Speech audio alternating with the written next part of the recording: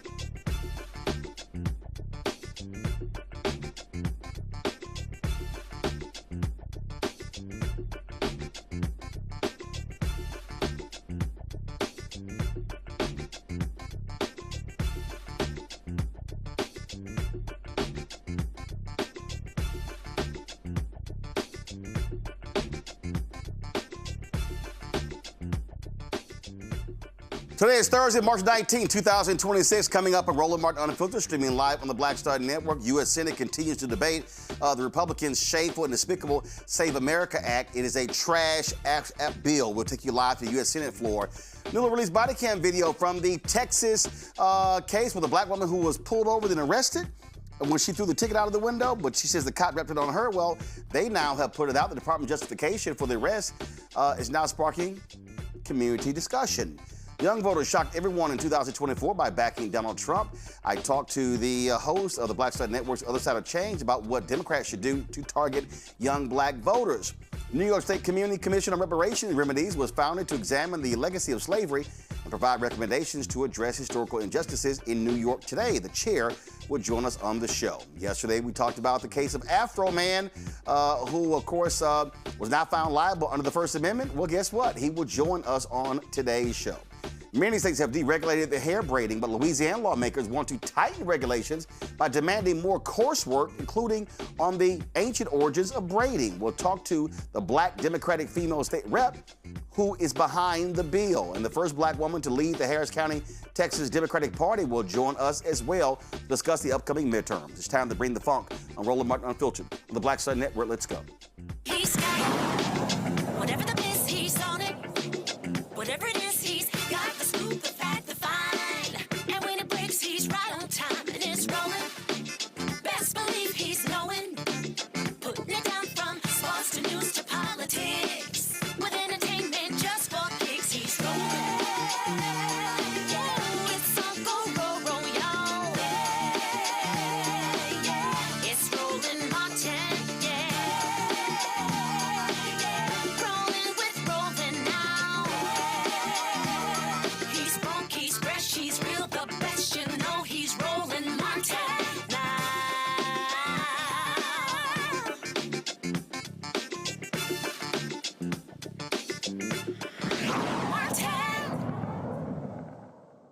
Folks, a live look at the United States Senate where they are debating the Republican Save America Act. They call the voter ID bill that is not what it is. On the floor now is one of 5 black United States senators and one of 2 black women in the Senate, Lisa Rochester Blunt of Delaware. Let's hear what she has to say. You can't find your birth certificate or social security card. There is now a price tag on your access to the ballot. 69 million is the number of women who have changed their names. Not only will they have to provide proof of citizenship, but under this bill, they also would have to bring their marriage certificate to a voting booth or maybe a signed affidavit from a judge proving their name change. 4.5 hours is the average amount of time a rural voter would have to drive round trip to prove they are a citizen and ensure that they can vote in the next election. My colleagues will have you believe that we don't believe IDs are important. That's not the case. It's just not true. Many states are already across the country. We have to use our IDs to vote. I took my driver's license with me when I voted recently in a local election. That's not the point of this bill. The point of this bill is trying to solve a problem that's not there. And in doing so, it moves the goalposts for people who want to vote. It will squeeze people out of the democratic process by finding ways to cost you money and cost you time if you want to vote. Bottom line, if this bill passes, our driver's license, real ID, tribal ID, college IDs for students, military IDs will no longer be enough. If this bill passes, you would have to mail in a photocopy of your proof of citizenship with your ballot, making it exponentially harder for Americans to vote by mail, not to mention undermining privacy. If you're married, if you are in a rural community, if you are a student on a college campus, if you are a person with a disability, if you are a senior, or if you have changed your name at any point in your life, like so many of us have, including myself, I was married, I was divorced, I was widowed. This bill won't save you, it will hurt you. But this is just one aspect of the current attack on voting rights. The second comes from across the street, where the Supreme Court has been chipping and chipping and chipping away at voting rights. The systematic weakening of our voter protections started decades ago, when the Supreme Court undermined the pre-clearance provisions of the Voting Rights Act, the VRA. Pre-clearance required jurisdictions with a historical record of racial discrimination in voting to clear any changes to their voting laws with the federal government. This was a backstop that protected access to the ballot box for many voters of color.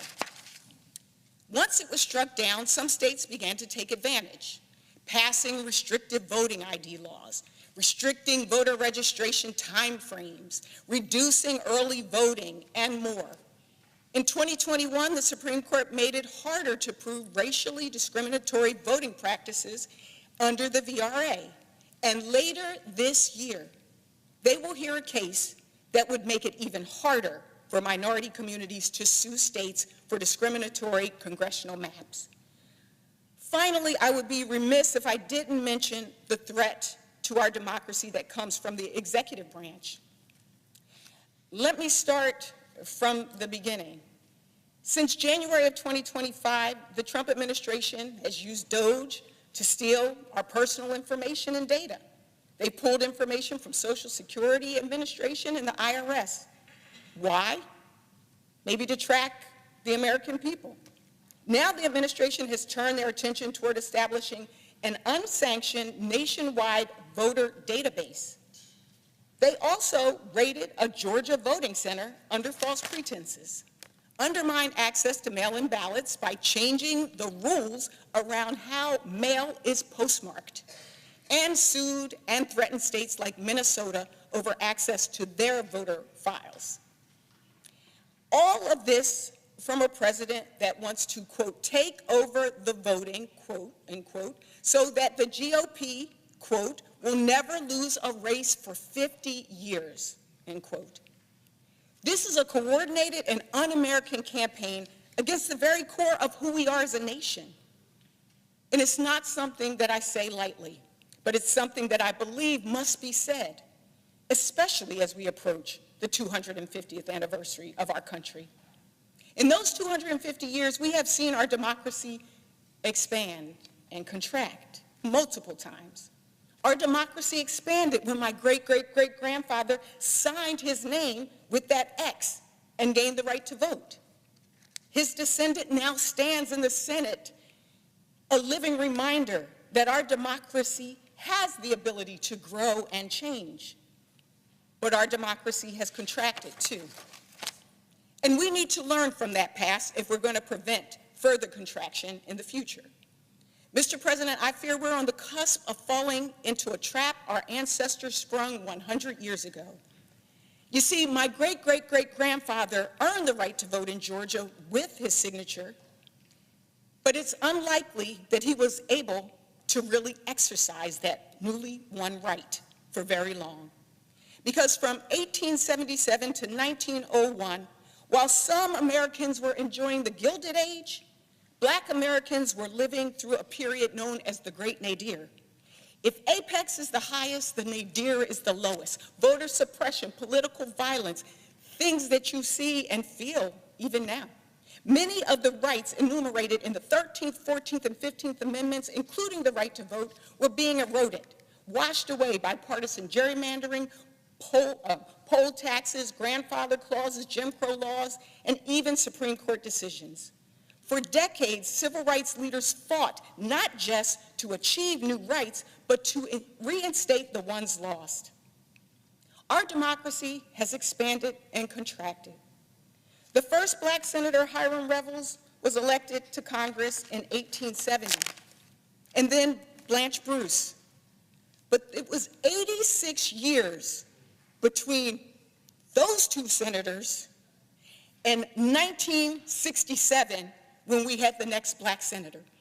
86 years. Right now, there are 5 of us.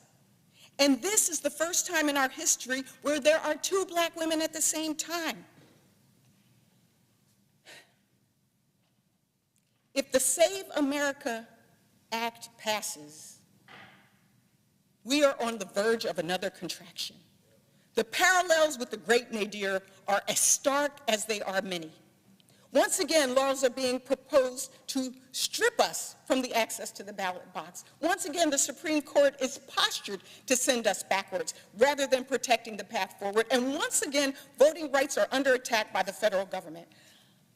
I look around this room and I know that we have a choice to make. Whether we'll allow partisan divides to enable the backsliding of our democracy, or if we're willing to stand shoulder to shoulder to protect the bedrock of our nation, the right to vote. So what can we do? First, we must block the Save America Act from advancing any further. As senators, we have a responsibility to call it as we see it and to conduct oversight and expose executive overreach. And that's what this bill is, executive overreach, that would undermine our right to vote across this country. As Democratic senators, we plan to stand in its path, and I hope that some of my Republican colleagues will join us. And to all of those watching at home, I want you to know there is strength in numbers, that your power lies in being educated and informed and organized and mobilizing. And in this moment, I stand here and say no to Jim Crow 2.0. I yield.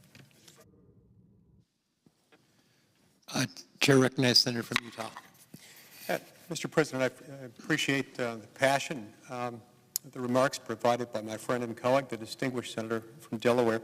I do feel the need to respond to a couple of things, and a couple of things that have said were said previous to that by the senator from Michigan. With regard to the senator from Delaware, there are a number of claims made that are very serious, and because they're very serious, they need to be responded to immediately. She used terms like poll tax, Jim Crow 2.0, talking about adding costs as if we're charging someone to be able to have ballot access, to be able to vote, which would be a poll tax. We ended that some 60 years ago by a constitutional amendment. This is not that. Not only are we not charging someone to vote, we're not charging someone to register to vote, nor are the documentary requirements in place anything that would cost any individual any money at all. It need not cost them a single penny. Because even if you don't have every document that you need in order to establish citizenship, something that's already required by a whole host of other laws, most familiar to most Americans would be in the labor and employment context, where every time you start a new job as an American citizen in the United States as an employee, you have to fill out an I-9 form and you have to provide a very specific set of documents to establish citizenship. You may do so with a U.S. passport establishing citizenship. If you don't have a U.S. passport, you may do so with a birth certificate, together with a photo ID. A Social Security card can also come into play, but it's a fairly limited set.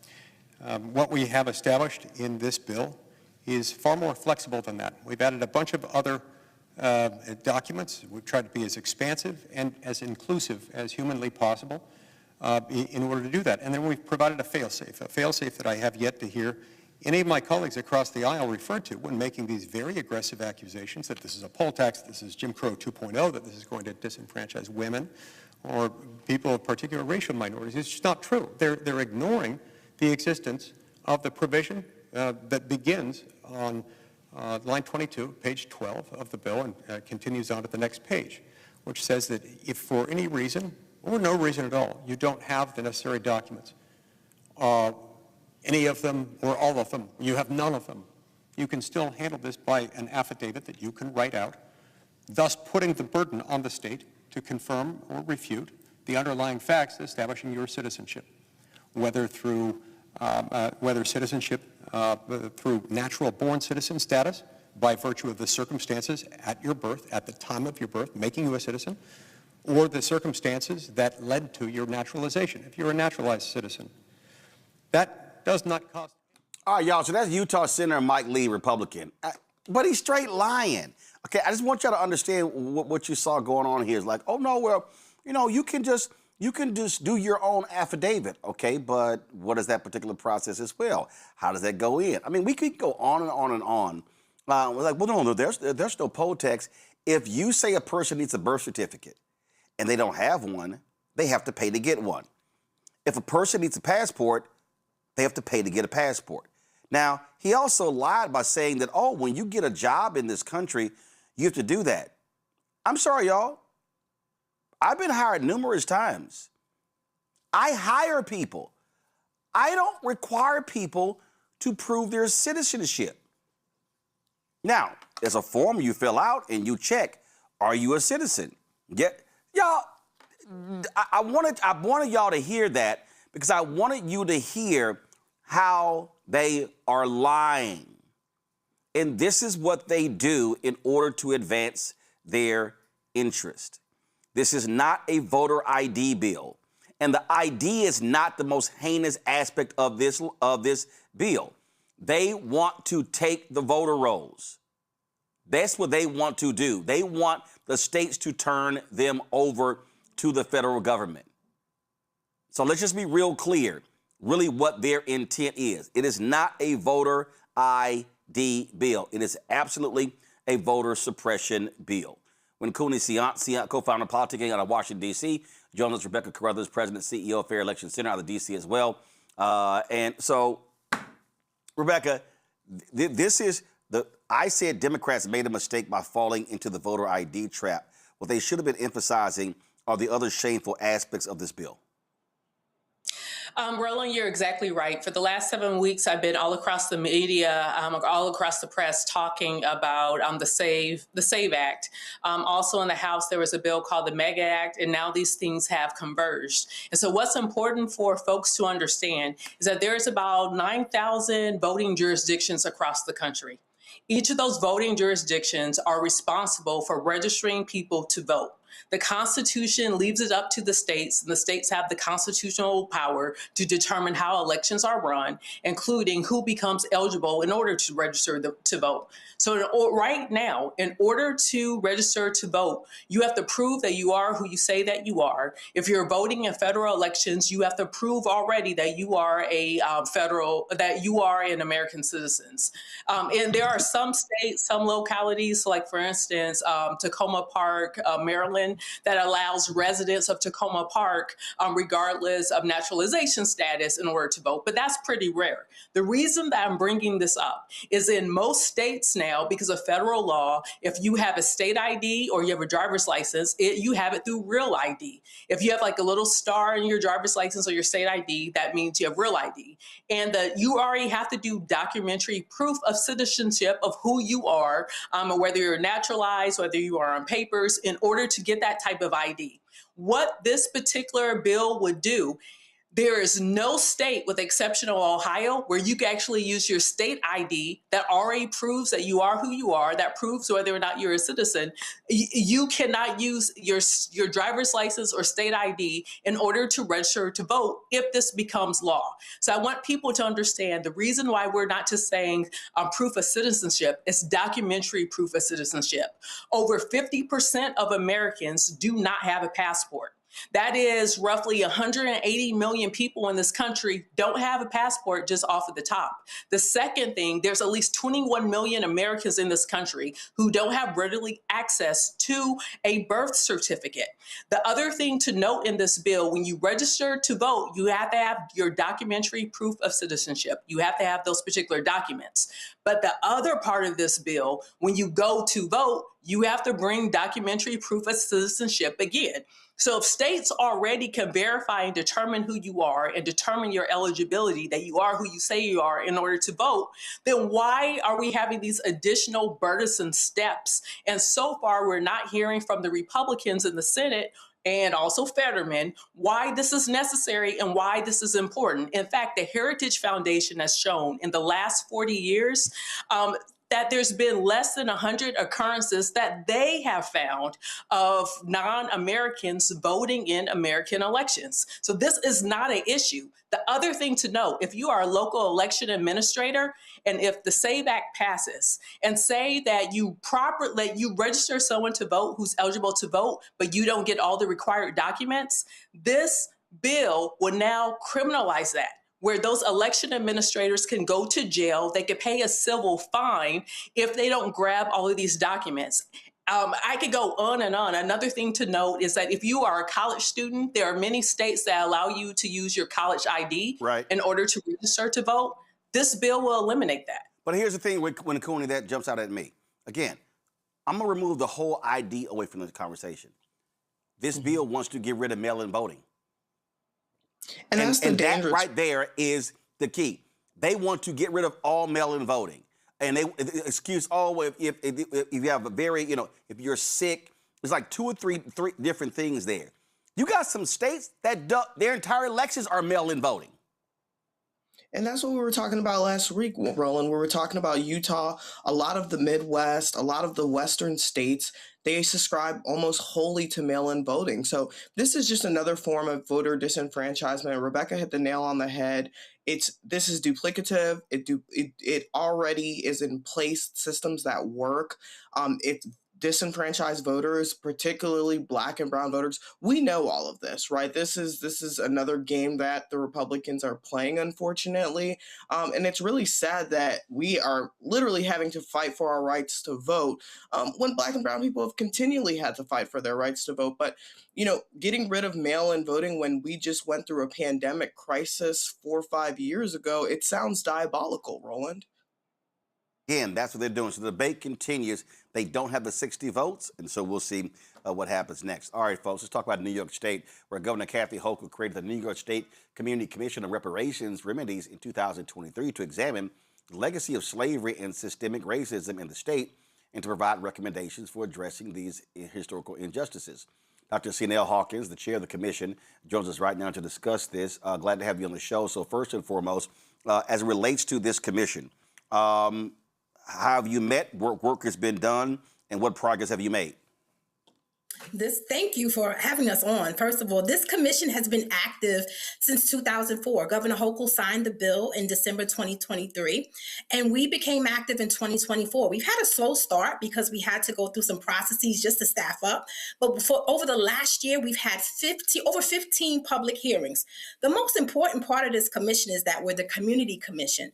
And so our role is to look at slavery, examine the harms of slavery, and listen to the community and put together a research paper, a documented research paper that is going to be delivered to the governor and the legislative body that's going to make recommendations to redress those harms. And so the work is putting together the report, and that report is due to the legislative body in January of 2027.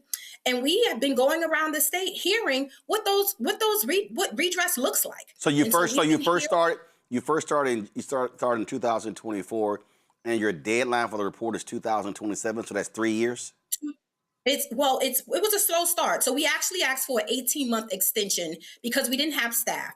All of the 9 commissioners, first of all, I want to thank Governor Hochul and our senators, Senator Sanders and our Assemblymember Szilagyi as a co-sponsor of the bill. But there are 9 commissioners and we're volunteers, and we had a $5 million budget to put together the staff to help us do the research and put together this report of recommendations to the state.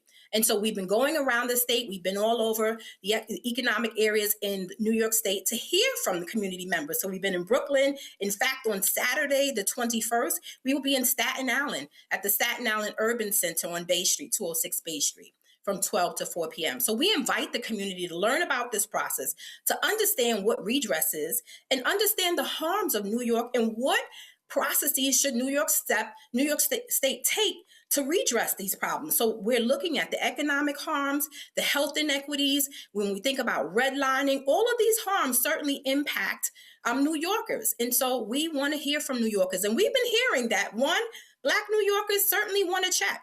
They want to check, but they also want to see a strong process of policy changes. So it goes way beyond a check. When people think about reparations, that's the first thing you think of, is a check. But it's certainly more than that. So it's policy changing so that we can see the actual process of redress. And that's what's going to be important. There needs to be a reparative process to the harms that we've seen since slavery.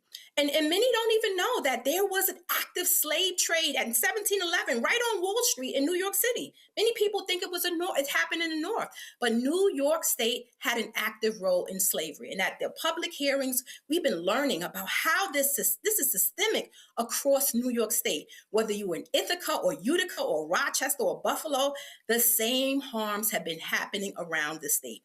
And now is a chance for New Yorkers to reimagine what change could look like. So here's some hope for us. And here's a process that these 9 commissioners, and I'm honored to chair this commission, but we are working hard to put together a research-based report along with analysts and economists and historians to make sure that New Yorkers have a well-thought research process for reparations. Folks, if you go to nypl.org, go to my iPad, Henry, you will see where it lays out there this piece on New York City's slave market that was posted then. Questions from my panel. Winkuni, you first. Yeah, first of all, thank you for being here, and the work that you all are doing is incredible. If New York gets this right, how could this serve as a model for other states or even the federal government?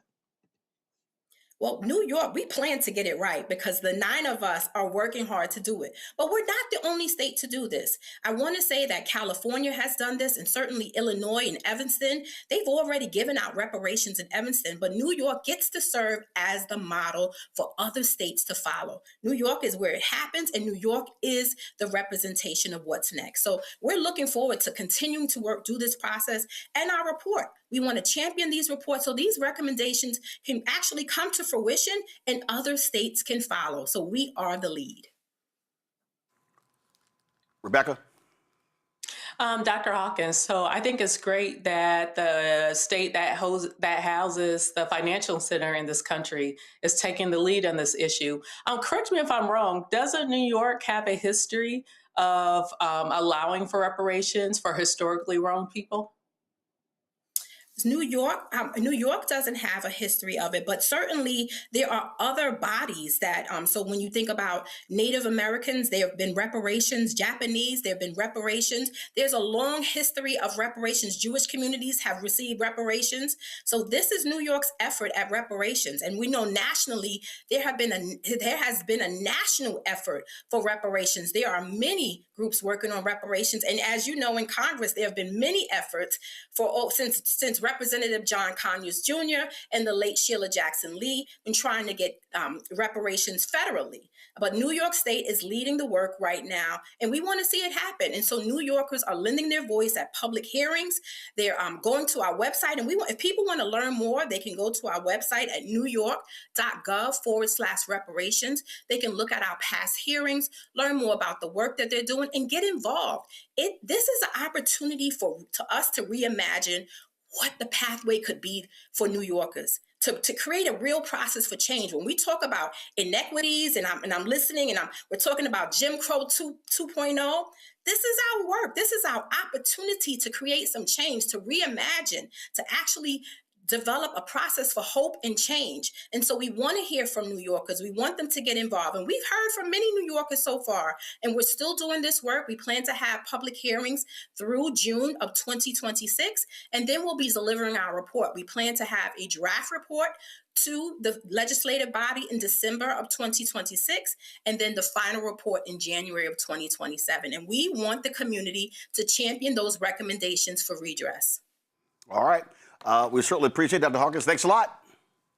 Thank you for having me. And go to the website, ny.gov/reparations. New Yorkers, let's show everyone how to create a process for remedies. All right. Thank you so very much. Folks, when we come back from this break, we're going to talk about a bill being advanced to tighten braiding requirements in Louisiana. You're watching Roland Martin Unfiltered on the Black Star Network. Be sure to support the work that we do. Join our Bring the Funk fan club. If you want to contribute, do so via Cash App. It's a striped QR code. You see it right here. This is also for credit cards, checks, and money orders. Make it payable to Roland Martin Unfiltered. P.O. Box 57196, Washington, D.C. 2003 7-0196. PayPal is R Martin Unfiltered. Venmo RM Unfiltered. Zelle Roland at RolandSMartin.com. Roland at RolandMartinUnfiltered.com. We'll be right back. With medicine and science under attack, I want to keep you and your family informed and healthy. I'm Dr. Ebony Hilton, and I knew at the age of 8 that I wanted to be a doctor. So I studied hard and became the first African-American female anesthesiologist hired at the Medical University of South Carolina since its opening in 1824. And I always say I was made into a doctor, but I was born to be a mom. And as a new mom, wife, sister, daughter, and friend, I understand how frightening a medical crisis can be. I care for individuals on some of the worst days of their lives, and it's my mission to provide you with a safe space to gain clarity on issues affecting your mind, body, and soul.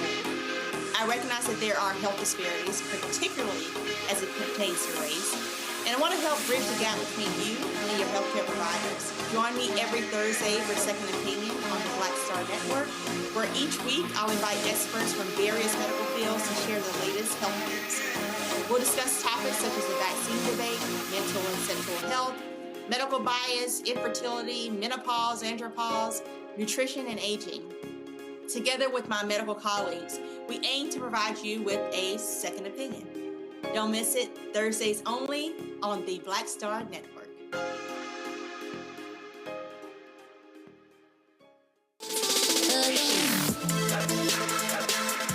Hey y'all, welcome to The Other Side of Change, only on the Black Star Network and hosted by myself, Rhea Baker, and my good sis, Jamira Burley. We are just two millennial women tackling everything at the intersection of politics, gender, and pop culture.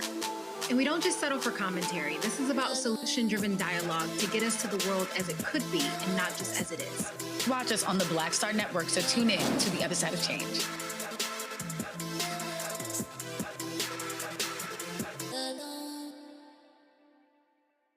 On a next, A Balanced Life with me, Dr. Jackie, a relationship that we have to have. We're often afraid of it and don't like to talk about it. That's right, we're talking about our relationship with money. And here's the thing, our relationship with money oftentimes determines whether we have it or not. balancing your relationship with your pocketbook. That's next on A Balanced Life with me, Dr. Jackie, here at Black Star Network.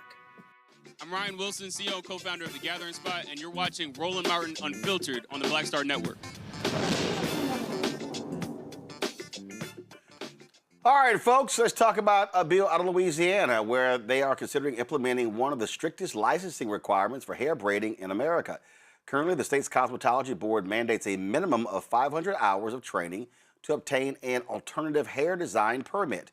However, Democratic State Representative Candace Newell has proposed House Bill 912, which would increase this requirement to at least 600 hours at a registered cosmetology school over a period of 3.5 months. The training outlined in the bill must include the study of the ancient origins of braiding, various multicultural braid styles, and proper braiding and sanitation techniques. After completing the training, applicants must pass an examination and pay an annual fee. Representative Newell joins us right now. I'm glad to have you here. First and foremost, why go from 500 to 600? What does that extra 100 hours do? Good evening. Thank you for having me. It's Candace Newell. Okay. The 600 hours is to allow for the students to be able to apply for federal financial assistance. Because right now with 500, it's an out-of-pocket expense to the students. So the additional is of 100 hours is to allow for them to get financial aid. Okay, and so this bill applies to anybody that does braiding in the state? It's for anyone who does braiding in the state and wants to open up their own salon or eventually go back and teach the art of braiding. Okay, so have folks been clamoring for this? What was your rationale for proposing this bill to add new requirements? Well, right now we do allow for people to work with a permit under a licensed cosmetologist, and there's no restrictions on anyone that does hair in their home. We wanted to expand this because, of course, we know that this is a growing business, and to give the women who want to open up a shop and hold themselves out to the public to ensure that the services that they're offering, the public is safe and that they are also educated and protected in the manner. And again, offering also the opportunity for these men and women to eventually teach if they no longer want to just do the styles themselves, but want to teach it to the next generation. So, so in terms of applicants who must pass an examination and pay an annual fee, is that for shop owners or for anyone if they're even working in a shop? That's, excuse me, that's for anyone who holds the license, who will hold the license, not the permit. The permitting, they go in, take the tests, get the permit, they work under the license. The person who has the license, just like with the other cosmetologists, they go in for their yearly education requirements and they pay to renew their license. All right. Just like I do have to do every year as an attorney. Questions from my panel. Wincuni, you first. Thanks for being here, Representative Newell. Wouldn't this just push more hair braiding into homes and push the cost of hair braiding in shops up? I wouldn't see that as pushing it more or causing the cost to go up. We just want to ensure that the ladies who are doing it, if they in their homes, if they want to open a shop legally in Louisiana, there's a pathway for them to do so. They have to go through the entire 1,500-hour cosmetology of learning, washing, relaxing, coloring, manicures, pedicures, facials, not having to learn all of that. You go in, learn the basics about your braiding, 600 hours, you open your shop, and then you can open up the opportunity for young ladies that have a permit to come in your shop. Or like I said, if you want to retire from working and go in and teaching, you have the avenue to also get the teaching license. But I don't see it as causing the costs to rise and pushing more people into the home. I see it as an opportunity for you to leave your home if you want to encourage or attract more clientele. Rebecca. I would say I have mixed thoughts about this. I'm someone love getting my hair done. I've had all sorts of protective styles, including hair braiding. I've had good hair braiders, hair braiders I'll never go back to again. So I understand the importance of having basic training and hygiene, especially with dealing with the public. My concern is that as a Black person, I've learned how to hair braid when I was like 5 or 6 years old. And so we hear, do hair braiding. Like those are things that are cultural and it's cultural touch points, but it's also an economic benefit. So my concern is how do you balance the need to make sure that the public is safe, but also balance the needs of how this could really be an economic leg up, especially for Black women. And that's what everything you said is exactly why I agreed to move forward with this legislation. I've had that have been horrible in my hair. I've had friends who've had horrible experiences with growth of bacteria in their hair. Another friend of mine, she had a mold that grew under the braids once she got the sew in. So it was those experiences that moved me towards maybe if you're in a shop, you should have some type of education, some type of training. Because just because we know how to braid our sisters, our cousins, our own hair, does not mean that we're ready to go out and braid for the public.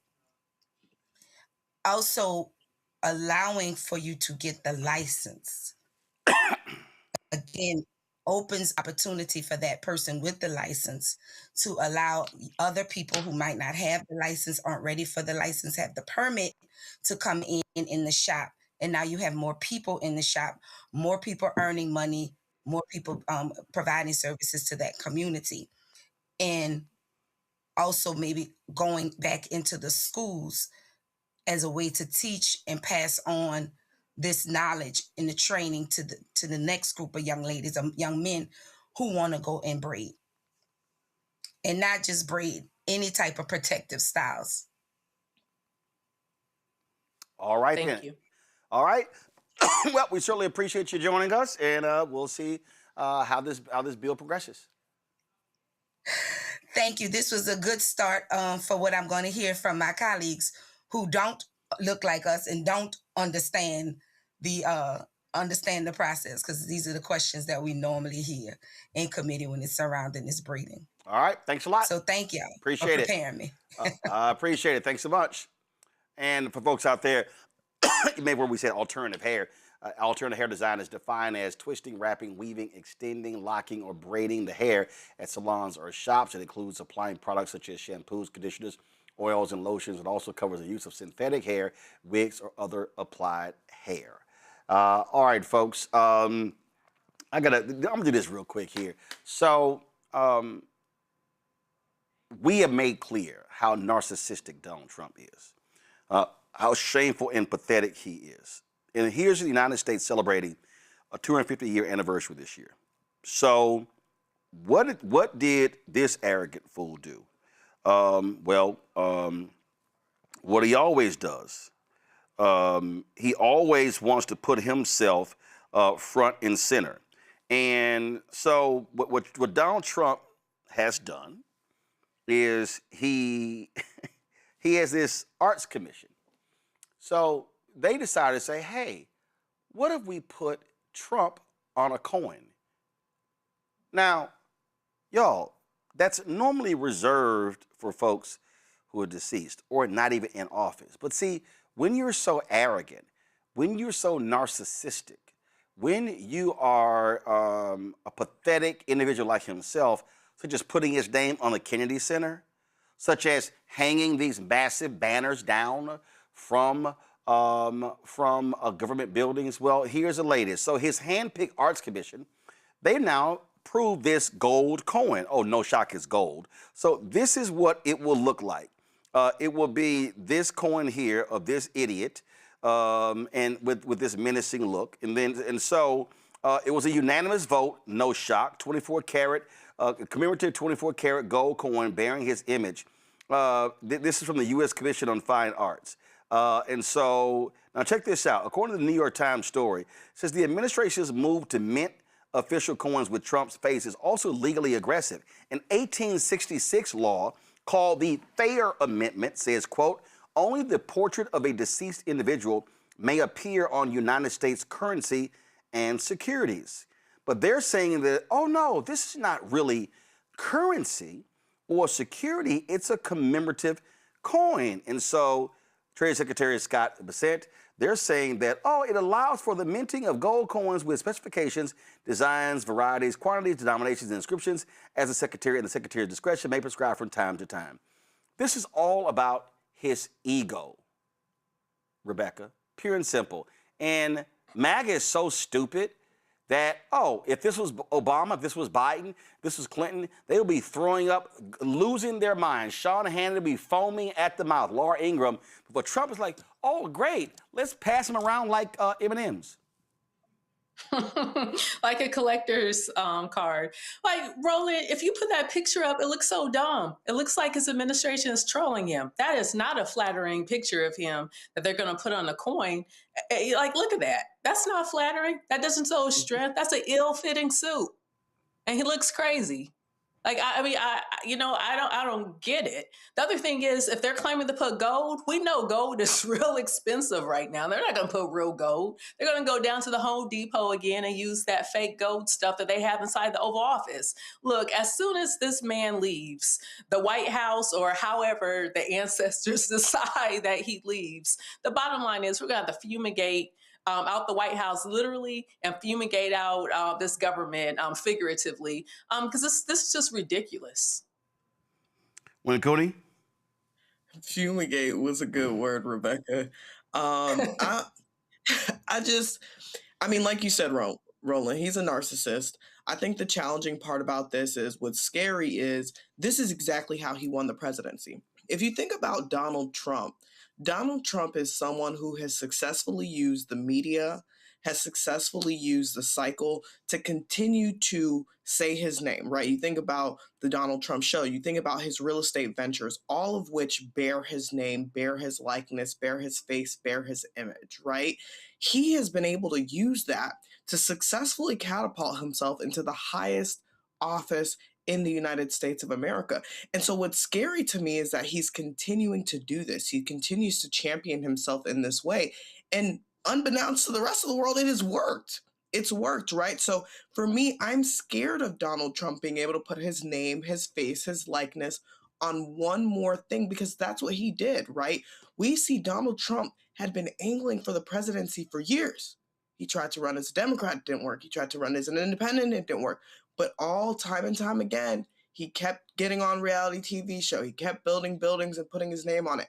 This is just another example at his classic narcissism, another example of how he feeds his ego. But honestly, at this point, it's gotten to a tipping point, right? We have now, well, I can't say we've elected him, but the American people have elected him to the highest office and power. And so my fear is that putting his name and face and likeness on yet another piece of memorabilia only continues to push into the Donald Trump lore. And that's something that we need to dismember as quickly and swiftly as possible. All right, folks, hold tight 1 second. He got a big win yesterday in his defamation case in Ohio. Afroman will join us next right here on Roland Martin Unfiltered on the Black Star Network. A decade of love, joy, and power. Black Voters Matter is 10 years old, and we are just getting started. This is love with a purpose. This is Black joy in motion. This is unstoppable power. Across campuses, neighborhoods, and back roads, let's go! We show up not just to vote, but to be seen, to be heard, to belong. We ride together, we organize together. We remind each other that our voices matter, because they always have. Black Voters Matter is about more than ballots. It's about housing and healthcare, clean water and living wages, education, reproductive freedom, and dignity. It's about turning pain into action, turning belief into movement, turning community into power. We don't wait to be invited. We bring the energy. We bring the love. We bring the people. Because when Black communities come together, we don't just survive, we thrive. This is how change happens. This is how history moves. We organize, we build, we win.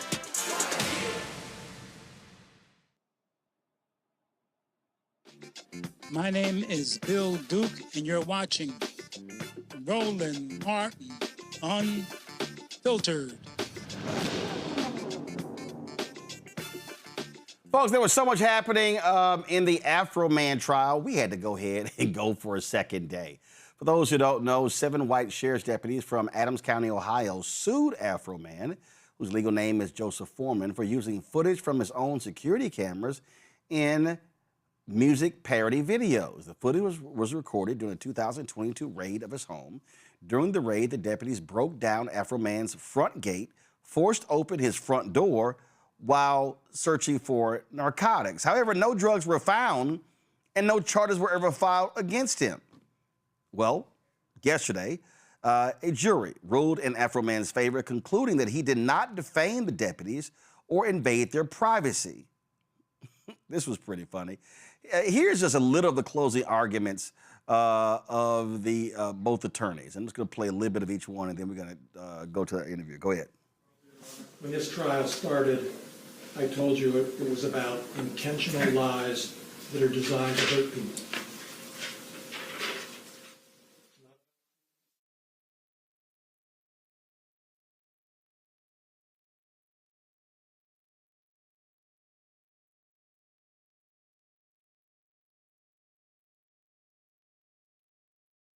Come to me.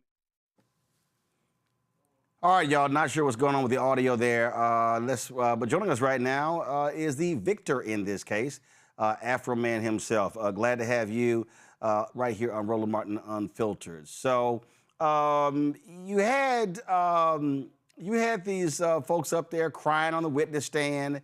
You had one cop saying that your video caused so much distress in his marriage that's why his wife left him.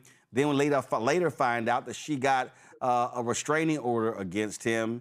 They were crying, being called pound cake man, being called hunchback. And so, I mean, obviously they were trying to sue you. They wanted to beat you out of some money. So first, how do you feel after the victory?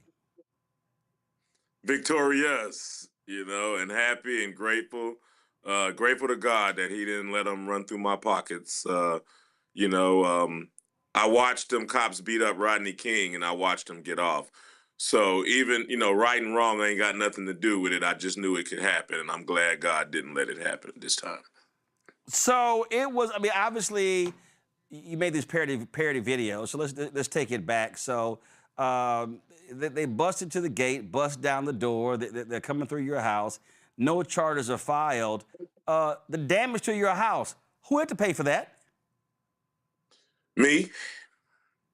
So they damage your gate, they damage your door, going through your house, no charges filed, and they claim narcotics. Like, where did that even come from? What, they had some criminal informant who gave them some inside information? Yeah, they busted this girl.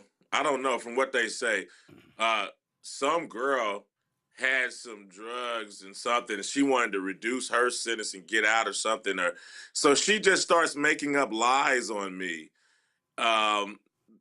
You would figure she'd make up a believable lie, but she made up an unbelievable lie. I mean, she told him that I had a dungeon and I had kidnapping victims, and I don't have a dungeon or a basement or a kidnapping victim. So anyway, I guess she just wanted to get released. So she just made up this story about me. They let her go, and they came over here looking for whatever they was looking for. And So wait, she made these things up, and they believed her? Like, there was no effort at an investigation, and they roll up guns blazing, believe in that? Yes, and if you go look at the videos I put out, like Lick 'em Low Lisa, if you go look at Brian Newland is a flag, I have her in the end of those videos.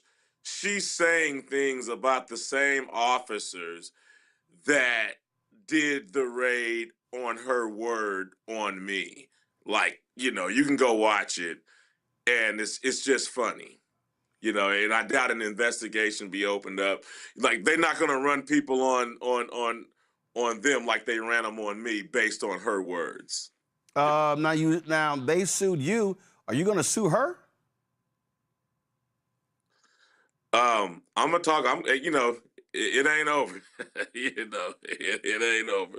I'm gonna talk and go ahead. I'm gonna talk and see what I'm gonna do. Right now, I'm just happy that I didn't have to pay no money and I can keep singing my songs. I'm happy about that right now. So when did you drop the videos? Was it after the charges were dropped, or and what was that process where you sat here and said, "Man, I need to get their ass back. Let me figure out how I can do this." Walk me through that. Okay. I was 65 miles away from home when I got the call that the police were at my house. I pulled into a gas station and got me a Mountain Dew, and I just sat there looking at my phone. Now hold up. When you say look at your phone, so you were looking at you were looking at your security cameras. You're watching them go through your house. Yeah. I was at a speedway with a Mountain Dew big gulp, like, well, thank you, Lord. I'm out the way. I'm all right. And I'm looking at them just go through my house and, So first of all, how did they get in? Wait a minute, hold up. I'm confused. They roll up with a no-knock warrant? Yeah, they kicked on the door. They was unsuccessful kicking in it's the first time I seen cops unsuccessfully kick a door. They couldn't get my front door open. So they grabbed a battering ram out of the car and they came through my side doors, which is more work because I got 2 doors on my side door. They could have just knocked down one and been in the house. But, they came through my side doors and they used a battering ram and they kicked in 2 doors instead of 1, doing even more damage. See, this is not even crazy. It's even crazier to me that's that. The second. Go ahead. That's the second. Go ahead. That's the second door they kicked in. That I just seen you showing it. Yeah. So they got cats in fatigues, assault weapons. So a woman tells them, "Oh man, he got drugs. He got a dungeon. He holding people hostage." And they rolling up with the SWAT team. So yeah, it's that same thing you see on the internet. Somebody had just started. They'll be on. Sometimes the guy will film the person that's on the phone, and the person to be on the phone exaggerating. It's like swatting. Now, it's like swatting. Whatever you want to call it. Yeah, it's called swatting. Okay. This chick, she get busted with whatever she doing, and she want to get out of it. So she just, I'm Afroman. I sing about smoking weed. Everybody, I notice how everybody think I got like just tons of weed just because I sing about it. No. That only happens if you're a University of Alabama basketball player, and you got bags of weed around the house. 2.1 pounds, which is 1 ounce under the actual law. But go right ahead. Yeah, but like I notice how I just notice in life people think I got more weed than what I do, and so like they came up here thinking I got kidnapped victims, hog-tied and all kind of madness. So anyway, They searched my house. They didn't find nothing. So my ex-wife was on FaceTime with Sergeant Randy Walters. That's the guy with the Full Metal Jacket helmet and the battle shield. I asked Randy Walters, I said, am I under arrest? He said no. I asked him, are there any charges going to be filed? He said no. After that, I asked him if he had helped me put my door back on the hinges. And that's when he cracked this little sarcastic grin. He kind of waddled his head from side to side, and he said, we're not required to do that. And right then, I said, thank you, sir. And I didn't want to look at him no more on the FaceTime. I wanted me and his conversation to end. And I didn't want to talk no shit to him or nothing. I'm sorry. I didn't want to say nothing bad to him or whatever. First of all, we used to cuss on this show. That's why it's called Unfiltered. So. Oh, okay. I didn't know. Yeah. Okay. Yeah. Trust me. Right. Normally, Reese Cobra is with us on Thursdays, and if Reese don't say the F word 20 times, then she must be sick. So we used to it. But so, okay, I can talk. So when you sitting there watching this video, and that's when you went, I'm gonna light their ass up. I didn't know what I was gonna do, but I knew I wanted to do something. Okay, so all of a sudden, you drop a video, then you like, yeah, I'm gonna do another one. So how many total videos did you do? I think I did about, let's see, Pound Cake, Why You Disconnecting My Camera. I think I did another, Will You Help Me? Will You Help Me Repair My Gate? Will You Help Me Repair My Gate, Lemon Pound Cake, and Disconnecting My Camera. I think I did 3 videos. And I might have did another. I did I'ma Have a Good Time. So you did the first. I did 4 videos. You did the first one. You went, now let's do another one. And then the second one, you went. No. I thought about everything I was mad about. I wanted to milk the situation so I could capitalize on it. Right. So I wrote down everything that made me mad, and I was gonna try to make as many songs as possible. The more songs I got, the more money I can possibly make. So. I got the guy, everybody was, the TikTok clip was going famous. The TikTok clip of the guy looking at the pound cake was going famous. Right. So I wanted to write a song about him looking at the pound cake. So then I was mad about them disconnecting my cameras. So I wanted to make a song about them disconnecting my cameras. I was mad about them tearing down my door and my gate. So I wrote a song about them tearing down my door and my gate. Then I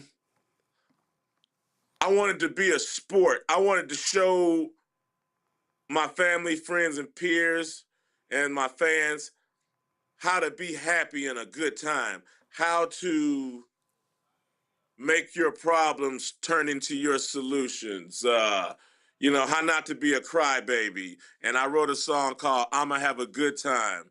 And it's like, I'm gonna have a good time even though times are bad. I'm gonna be happy even though the world is sad. And I was rapping about, how I was gonna come back from the destruction that the Adams County Sheriff brought to my house.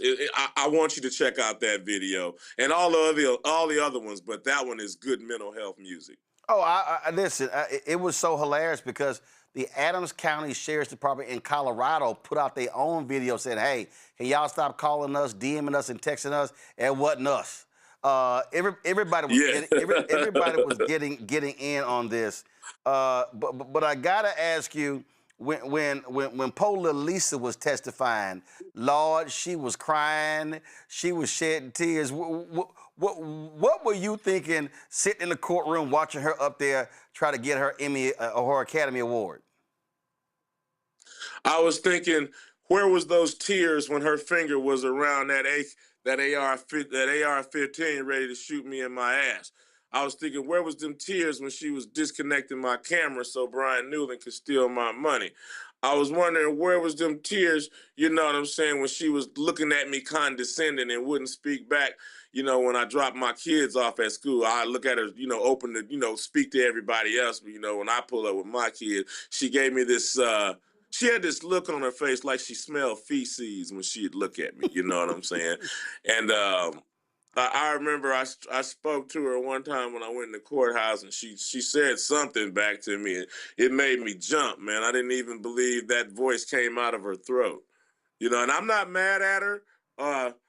Her punishment is she got to hear this song for the rest of her life. Well, and the crazy part I don't is, want her to go. I don't want her to go to hell. I don't want her to die. I don't want her to get her ass kicked. She just got to hear this song. As they say, as I always say, hashtag team whip that ass. The thing that got me was by them suing you, they actually made this bigger. I had no idea this went down. Watch this, Brother Roland. Now, I don't know.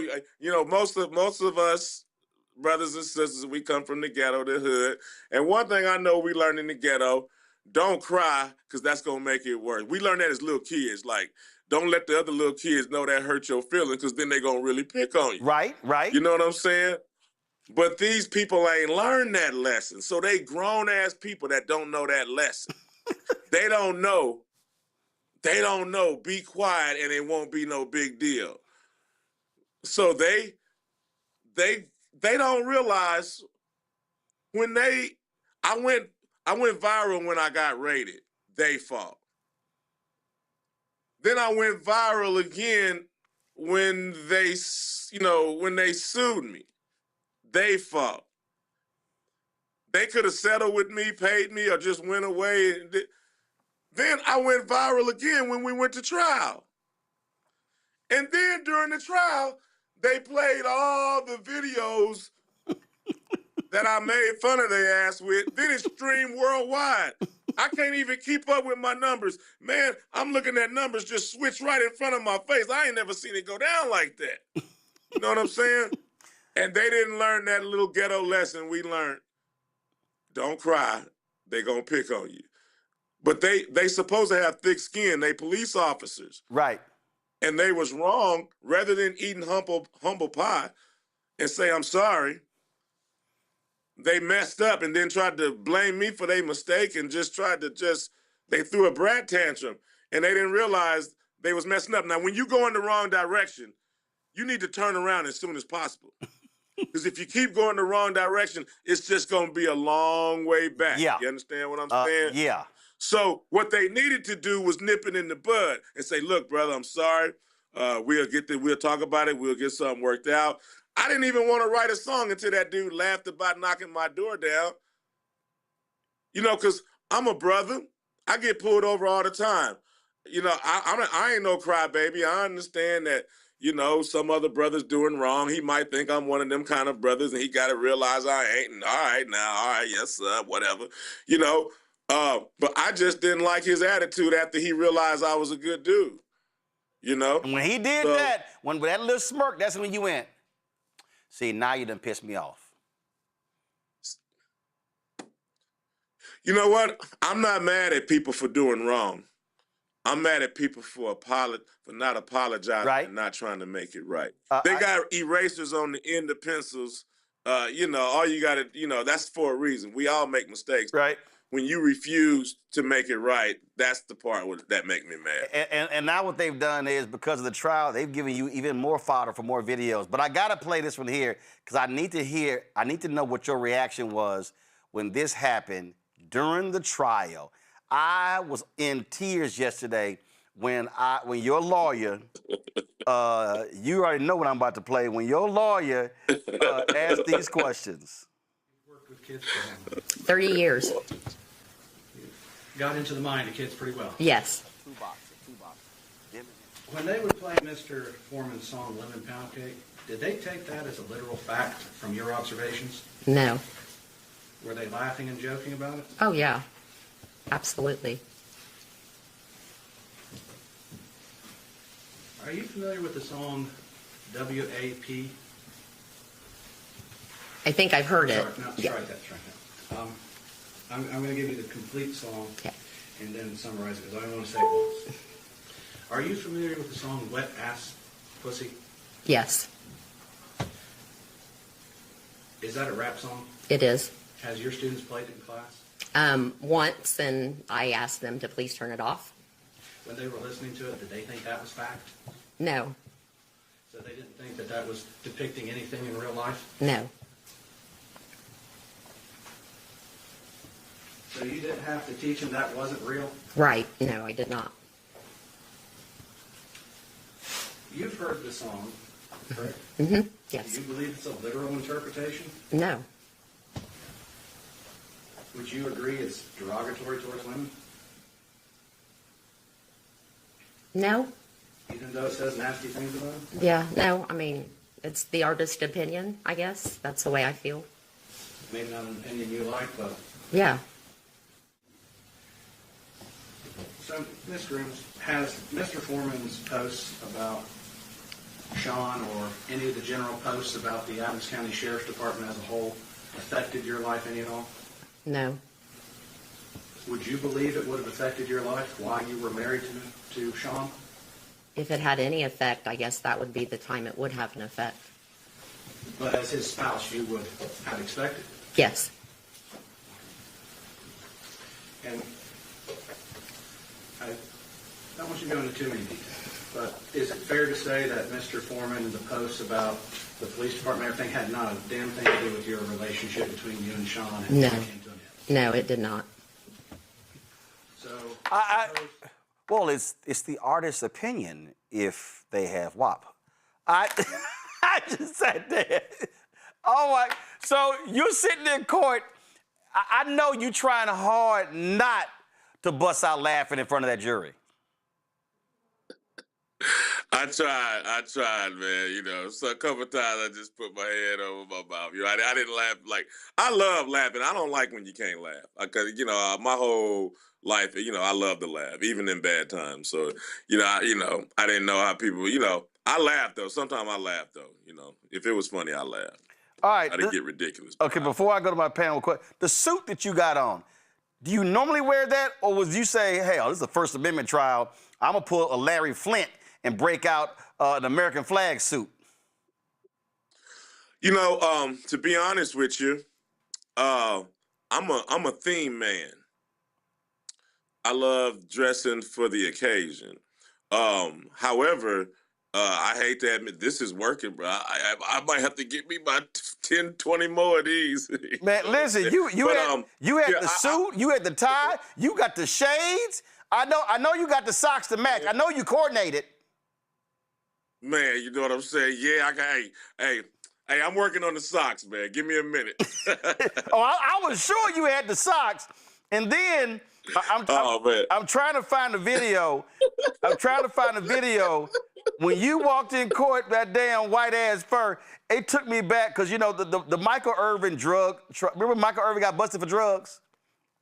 I don't. Okay, Michael Irvin played for the Cowboys. He was in a hotel room. Yeah, I know him. He's from Miami. That's my man. All right, well, when he got busted, he got busted for drugs in a hotel room. Well, I broke that story. And Michael came to the grand jury in a black mink coat and some shades walking down. When I saw you with that damn white mink coat coming to the courtroom, that's the first thing I thought about. And I was like, no, he is not strolling in here with that white coat. And that. Man, I didn't know that. I forgot they had it. It was cold outside. It was real cold. Oh, I found it. They call it April. Here it is. Y'all gotta send me a clip of that.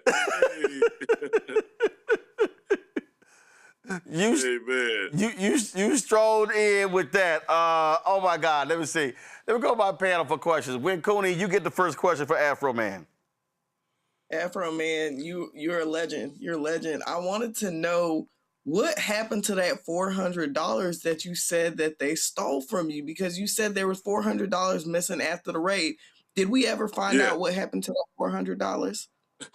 I still ain't got it, baby. Yeah, I ain't gonna lie to you. They still owe me $400 to this day, and I'm gonna stay on them. I'm on them, but they owe me $400. So I'm gonna get it. I ain't forgot about nothing. Yeah, That's right. Rebecca. So, Afroman, you definitely are a legend, and you are now a meme in these internet streets. So thank you so much for supporting the First Amendment. That's extremely important. You're welcome. Because in this day Yes, and ma'am. time, the First Amendment is under attack. So now I got to ask you my question. This Yes, ma'am. president has been attacking the First Amendment. Does that change whether or not you support him, assuming that you supported him in the past? Believe it or not, I ran for president. I called it 2020 fro. I ran for president. I said weed. I said weed. I said weed. WEED shall overcome. I was running against him. I took a picture. You know, I'm a rapper and, you know, I'm a player. So it's all about publicity and running the numbers up and getting some more money. You know, I took a picture shaking his hand, but I was running against him. I don't, I don't support certain things I don't support certain things he do. I don't like all his moves against black people. I don't like reinstating all of these Confederate situations. I got my, all his anti-black issues I got a problem with. I'll stand with him on getting the bathroom right. You know what I'm saying? This, that. But it's like this right here. Like, I was running for president for me. You know, I'm a politician. You know, that's the politically correct white word. But I'm a player, so I'm trying to make money and make deals with everybody. You know what I'm saying? A player ain't got no enemies. We go all make some money. You know, okay, all right. Now, so I'm Afroman. I'm the blackest man in the world. You know, my name is my race, so I'm against all anti-blackness. You know, I love you, but I love myself too. You know what I'm saying? So if you love me back, you wouldn't be doing nothing that'll hurt me or give me the short end of the stick. You know what I'm saying? Hey, you're supposed to love your neighbor like yourself and all that type of stuff. So I hope I'm not drifting away from the question. But I'm not with, what's the original question? I had a little medicine before the show. I make sure I'm staying on point. The original question was, do you support Donald Trump? Right now, I never liked his anti-blackness. I shook his, whatever. I took a picture. Like I said, I'm a player. But I'm all about getting money. So did you vote for him? No. The reason why I didn't vote for him is because, I should be a Republican because I make money. I make big money. I know some rich ass Democrats. But listen to me. He wanted to give police officers 100% immunity. That was my deal breaker with him. Before I can get my big Republican tax break, I need my black life. I can't get my tax break if I don't have my black life. And if he give police officers like them 7 people that was trying to sue me 100% immunity, I'm not going to have my black life. So the police officers was the deal breaker with me and Donald Trump because I'm a black man in America. All right, then. And matter of fact, somebody actually sent me a text and they wanted me to ask the question. Rebecca already asked it. I just got 2 more questions for you. One, Fat Joe said yesterday's price ain't today's price.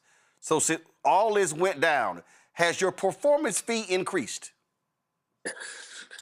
And you know why, yeah. Hey. Yes, I would assume today's price is not the same as... Oh, man. Sky, baby. Prices is going up. Hey, the economy's doing good. God bless America. Hey, man. Hey, man. The American dream. I am the American dream. I am somebody, Jesse Jackson. Rest in peace. Amen. All right, Hey. so my last question. Miss Patti LaBelle made a lot of money with her patty pies. Are we going to see a line of Afroman lemon pound cake? I'm trying to do it. Hey, help me do it, brother, because I can't, I want my name, I want my brand, but I can't cook them. I can't, that's a perishable product, so I got to figure out how to pull that off. But I do want to do it. You know what I'm saying? I mean, so y'all find somebody that'll help me pull it off. I'm all about it. I mean, listen, there are folk out there that they do that, and people are watching because, again, my man was on that stand, and it was killing him, they say. So, and then they kept showing him looking at that pound cake. And you know, for the rest of his life, when he pissed somebody off, they're going to call his ass pound cake. Hey, even if they're happy with him, he's still pound cake. The other sheriffs, if you listen to his testimony, he was mad because look here, he's an Ohio sheriff. Now, he's an Adams County, Ohio sheriff, but he's an Ohio sheriff. The sheriff is the same all over Ohio. All the other Ohio sheriffs pick on him. They know him. He's like this funny cartoon guy that hey, Officer Pound Cake. Yeah, drop the lower third so we can see the pound cake. That's right, boy. He was eyeing that boy. He wanted it, and I'm so and just so you know, I'm so mad. I just finished. I went to the dentist before my show, and I did have Daisy's lemon pound cake. I did. I couldn't eat anything hard, and so I needed something soft to eat. Y'all think I'm lying? I'm not lying. I literally came. I came from the dentist straight here. And that's the only thing I could eat, and so I did have a piece of lemon pound cake. So if you're somebody out there, if you're in the food business. And yes, they got frozen food. I'm telling you, Afroman lemon pound cake should be packaged and ready for Thanksgiving orders. I'm looking for a lemon pound cake deal. Hey, I want a cake company just to give me a check and put my label on the cake and let's go. Hey, let's go. Lemon pound cake. Let's do it. All right, Afroman first. And again, I know people, and Rebecca alluded to this. Folks, I know we're having fun joking, but I need to remind people, and I told you this yesterday, Luther Campbell took a case to the Supreme Court and won. And Luther Campbell wrote it in his book. He was actually a little hurt because Michael Jackson and his lawyers filed an amicus brief against Luther Campbell's case. He took it to the United States Supreme Court and won. That Luther Campbell case, among others, allows for artists to make parody songs and not be sued. So clearly, these folks didn't read the damn law when it came to parody songs that can be made. So this absolutely was a First Amendment case, and this will go down. Yes, sir. And this will, and people, that folks watching and listening, I'm not joking about this here. This is going to be this case will go down, and when they talk about legal cases, as it relates to music, parodies, and the First Amendment. So we had lots of fun with it, but this is a real case that had legal ramifications, and that's why you won. So Afroman, congratulations with that. I do got to ask, you only got one suit, so were you cleaning that suit before trial every day? Yeah. I was coming home, washing it, hanging it on the back of the chair, had the ironing board ready to go, man. Same old suit, just reheated. Amen. Rest in peace. All right, well, you definitely got to get you a few more there. So, yeah, I think that will now be your official uniform. So if Frankie Beverly Mays wore white, you're going to be wearing that U.S. flag suit, tie, and shades, and you're going to have to get them damn socks. What color are your shoes? Man, I'm going to try to show you what. Hang on, I'm a big boy. Give me a minute. Oh, baby. Because I'm looking. Hey, damn, you got the flag. I knew it. Man. Oh, I'm going to get down with the get down, brother. All right, then. All right, well, you're there in Ohio, so you should be hooking up with Dave Chappelle. All right, give me his phone number. I know he up around Dayton. Like some of your people that helped me get on the computer. You got some dating people up in there. All right, well, I'm gonna send Dave a text message for you. So my producer will send me your number, and then I'll connect Dave. But listen, I'm telling you, I had way too much fun playing clips from this trial on yesterday's show. Please continue to do so. Put them in rotation every now and then if you get dull or boring. Play one of my clips, man. Help me out. Keep it circulating, man. Keep it going. All right, Afroman, Yes, sir. thanks a lot. Take care. Yes, sir, brother. Appreciate it. I told y'all this is the blackest show on television. I keep telling y'all that. Don't get no blacker than this. This how we do. Oh, look. Did Afroman say something? What did he say? He's pulling back up. Did he say something? What'd you say that? Oh, God. I'm telling you, it's the blackest show, bro. It's how we do it. All right, y'all. Let me go to a break. Matter of fact, let's go right to Black Star Network headlines with Brittany Noble. A recent ruling by the Alabama Supreme Court is raising serious concerns about the extent of police officers' authority during investigations. This ruling follows the case of Michael Jennings, a black pastor who was wrongfully arrested in 2022. Jennings was watering his neighbor's flowers when officers approached him in response to a 911 call that reported a young black male outside some homes.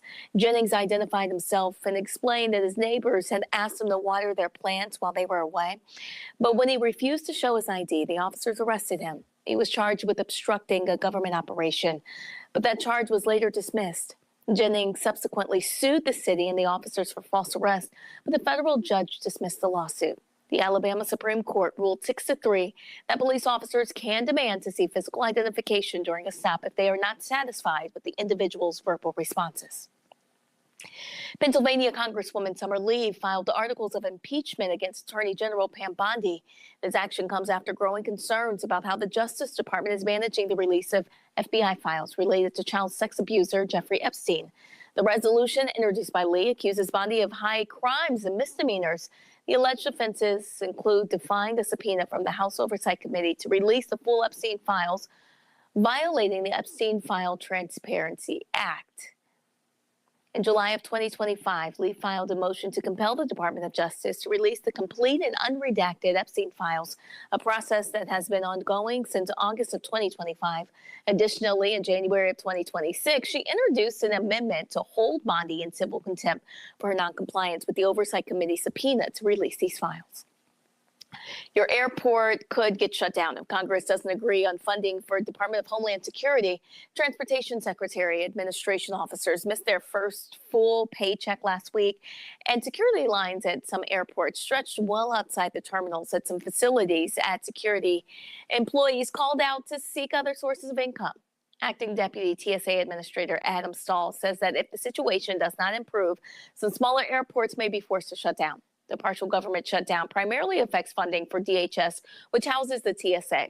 The partial government shutdown has forced 50,000 TSA airport security officers to work without pay for the last month, and 10% of them did not show up for work on March 15th. TSA officers said that they have been struggling to make ends meet after their first missed paycheck. A statue of a slave owner will be displayed in Washington, D.C. for America's 250th birthday, but for the past 6 years, a towering bronze statue of Caesar Rodney, a signer of the Declaration of Independence and slave owner, has been gathering dust in storage at a Delaware warehouse.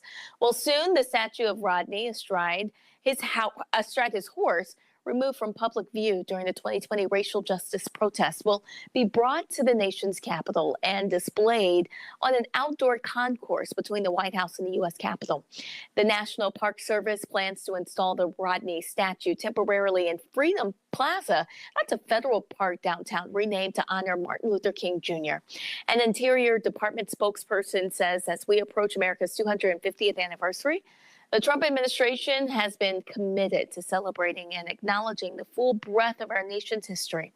Rodney owned a plantation with more than 200 slaves. After a 6-year-long legal battle with Harvard University in Boston, Tamar Lanier wins ownership of 2 of the earliest known photographs of enslaved people in the United States. The images taken in 1850 depict an enslaved man named Brenty Taylor and his daughter Delia. They were originally commissioned by Harvard biologist Louis Agassiz and were part of a research project rooted in racist pseudoscience that attempted to promote theories of Black inferiority. For decades, the portraits remained in Harvard's possession and were widely reproduced in academic settings. But Lanier says that she was in the direct descendant line of Brenty and Delia and challenged the university's ownership in court, arguing that the images were taken without consent and belonged to the family. Morehouse School of Medicine has received a lofty check from the federal government, all thanks to one Georgia congresswoman.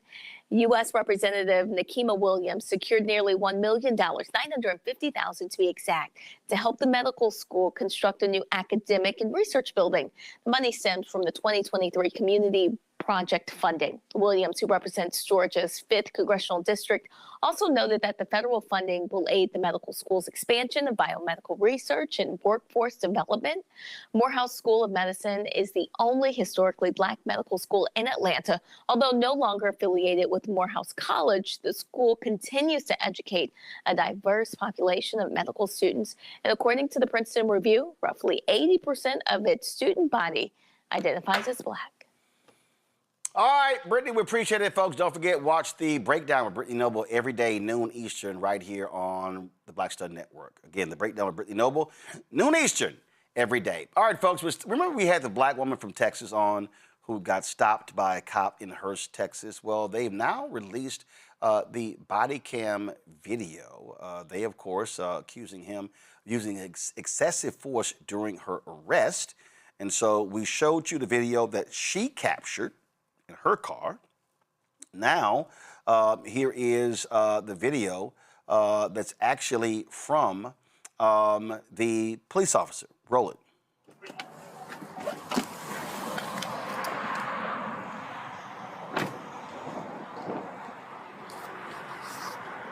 Hi there.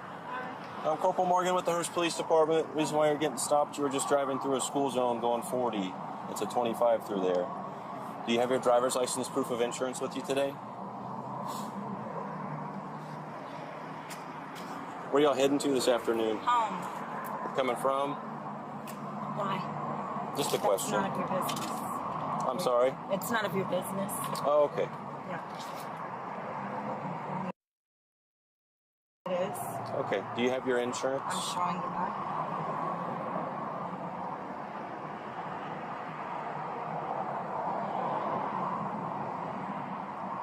Any reason for the hurry this afternoon? I wasn't in a hurry. I didn't even see a school zone. Oh, there's a flashing signal as you were driving through, directly on the side of the roadway.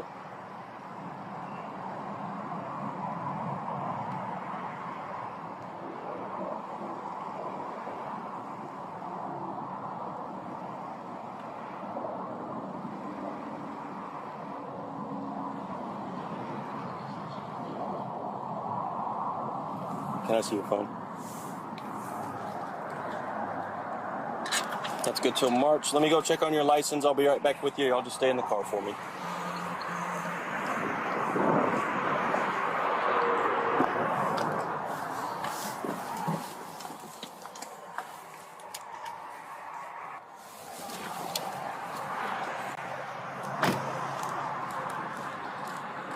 Okay, Tanisha, you'll be receiving a citation today for the speed. I just need to get a signature from you. This is not an admission of guilt. I'm not. It's a promise. You're not going to sign it? No, I'm not. That's fine. I'll just put refuse. I need to get the VIN number on the car real quick. I'll enter that. I'll print you your copy and send you on your way.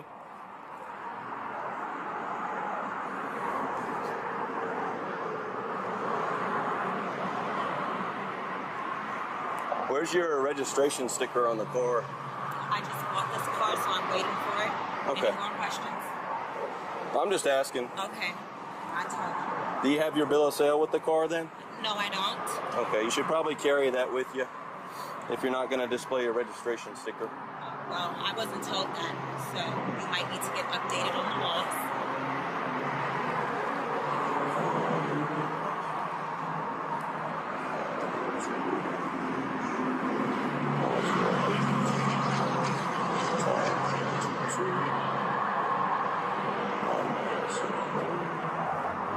All right, give me just a second.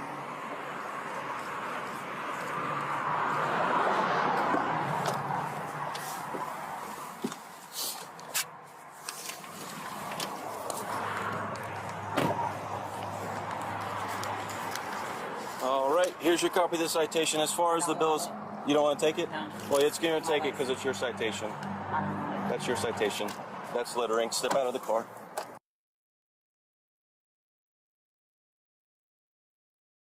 Citation. citation.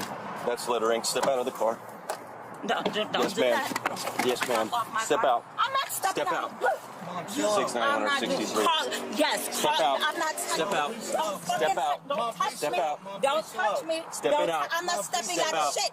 Call Step your out. motherfucking supervisor. I am the supervisor. You're not the supervisor. Yes, I am. Call your I am the supervisor. corporal. A Step supervisor. out. I'm not Step stepping out. out of nothing. Get Step your out. fucking hand off me. Get Step your out. hand off me. Get your hand off me. I will step Step out out. when the supervisor. I I'm am not the stepping out of supervisor. nothing. Ma'am. Get your hand off me. Tanisha. Get your hand I'm not off letting me. go. You littered. You I dropped am the not. ticket, not I me. put the ticket in the car you dropped the because ticket, that's your not copy. me. You dropped the ticket, not me. Get your hands off me. Take the ticket you're and touching go. Me. Give me the ticket. You're touching me forcibly. You're holding me Because too tight, and you're being out of line. you are resisting. Y'all see this, right? Sir, I'm sorry. Stop. Can she just get the ticket? No, you stop. Stop. Why are you holding my arm like Because this? I gave you the Why? ticket, No, you then did you not. proceeded to throw dropped it. the ticket, I not put it me. in your car, I told you I did and not you want proceeded it. to throw it out of the dropped it. car. You dropped it. You're doing too much. I'm not afraid of you. Get your That's hand fine, off of but me. I've asked you You're to step holding out of me the car. forcibly for no reason. Because you need to step Get out your of the fucking car. hands off Step me. out of the car. No, what am I stepping out of the car Is there for? anything I can do to get you to comply? Look, Mom, he just said take the To ticket. comply. You threw the car out of the car. No, I did not. You did that. He said You take threw the the ticket ticket at me. I gave it to you so you threw could the leave, ticket at and then me. you grabbed it Okay, and threw it out. give me the It's on ticket. your phone video. Give me the ticket. It's no, Give we're me the we're ticket. past that. Okay. You're under arrest. Step For out of the what? car, littering. Okay. Step out of the car. No, I'm not. You're under arrest. No, when the Yes, ma'am. when your colonel gets No, here, we are then beyond I will that. Step out. Step I'm out. not getting out of the car. I'm with my child, and I'm not I doing understand that. you're with Call your father child. right now. Step out of the car. I'm not. Step I'm out of not. the car. I'll step out when another officer gets here. I'm not Step stepping out. I don't trust you. You're holding me too strong. Because and I don't trust you. you to don't not have to hold leave. me like I'm not going anywhere. Where am I going to go? I will stop holding I'm you not if gonna you go step out of the anywhere. car. I'm not stepping out of the car. You need to Call step your out of the colonel car. And I will get out of the car. This is resisting You're holding arrest. Me. I'm not resisting arrest. Because you're not what am I answering under my arrest order. For? Littering. What am I under arrest for? I didn't litter. You did threw the that. ticket out no, the I did not. window. You did that. You did that. It's all on camera. You're so correct. when your colonel gets here, then I will step out. I have my child with me. I am the I'm not corporal. getting out of. You have a supervisor, okay? I am the supervisor so on when your duty. supervisor gets here, He then is I not. will step I am out the of the highest car. ranking Call supervisor. someone else I don't to have come anyone here. else. There is someone else. Not right now. There is someone You else. need to Let me step call out of the car. 911. Stop. Get your Stop. Please, sir, stop. Get out. Wait, stop. Mom, chill out. Get Mom, out. Wait, stop, sir. Please stop. Stop. Get out. Stop. Please stop. Stop. Wait, stop. Get out, man. Please, stop. All right. Let me get the opinion of my two panelists before I weigh in. Rebecca, you first. Those are always very difficult to watch. There's a lot there. I also know that my parents let me know, like, if we get pulled over, you don't talk, you don't speak. I'm not saying that to blame the woman's child here, but I do think it's important for people to understand this is America, and you have to teach, if you are Black in this country, you have to teach your entire household of what it looks like and what experiences are with interacting with the police, and make sure that everybody inside your house is on code. These things are very difficult to watch. And yes, there's all sorts of people who could say, oh, well, she had attitude, or she did this, or she did that. The bottom line is white people in this country don't get arrested for littering. So even if that is the underlining supposed charge, you don't get arrested for that. That's a citation at most. Winnacone? I, like Rebecca, feel very challenged by the clip. Obviously, my heart goes out to her. My heart goes out to her young son that had to witness his mother being manhandled. But I lean back to what Rebecca said about being taught how to interact with the police. And it's a shame that we do have to be taught how to interact with the police, oftentimes at a young age, as a Black person in this country. But I felt very nervous and scared for the woman, Tanisha, throughout the entire interaction, because she broke almost every rule that I had been taught in interacting with the police. And I'm not to say that those rules are right or wrong, But what those rules were conveyed to me were to keep me alive and safe through the encounter. We already know that the criminal justice system in this country is not made for us. It's not made for us. It's not fair. It's not judicious, right? So let's start by saying that and getting that out the way. Number two, this is Texas, okay? And I'm not going to say too much more about it. Roland, I know you're from Texas, and everybody else watching knows what that means. This is Texas. So I think we need to be very, very particular in how we conduct ourselves should we want to survive the encounter. Should we have to? No, we should not have to. We should not have to behave in a way that's different from white people when they're pulled over. But do we have to? Yes. I was very nervous because had the police officer chosen, he could have taken this into a different way. We've seen countless videos in which the ending that this video had was not the ending, right? The ending could have been with death. The ending could have been with trauma, more trauma, additional trauma for that young man. And so, I mean, honestly, it's a heinous situation for everyone involved, right? I'm not advocating that Black people should have to yes sir, no sir, but unfortunately, that's the reality in this country with cops. All right, so let me weigh in. We have run numerous these videos. We've run them a number of times. We have broken these videos down.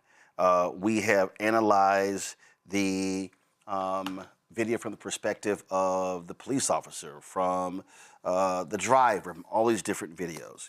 And as I was watching the video the entire time, because this was the dash cam video, I wanted to see his demeanor.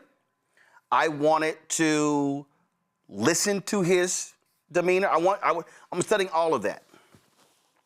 And I'm just gonna say it. She was dead ass wrong. She was dead ass wrong. Follow what I'm saying. You can be perturbed and upset, but do you have to give attitude? Now, I'm watching the whole thing, and I'm watching how stuff was answered. She told him he needs to check the law when it came to the stickers. No, come on. The sticker is on the windshield. Like, we all know the law. It was that back and forth. But then when he comes, and I'm listening, when he brings the ticket back, and he says, this is not a admission of guilt. She refuses it. Y'all, you take the ticket. Take the ticket. Then because she wouldn't take it, he tosses it to the car. She tosses it back out. That's all unnecessary. Now, he says she littered. That's actually not an arrestable offense. What he should have done was, ma'am, I'm gonna give you an opportunity to take the ticket. But if you don't take the ticket, I'm gonna give you another ticket for littering. All right? So he immediately went to get out of the car. Here's the thing in Texas. When a lawful command is given, you have to obey. Remember the Sandra Bland video? Remember what happened there? Okay? When she was smoking and he told her to put it out, and she was like, I don't have to. She didn't.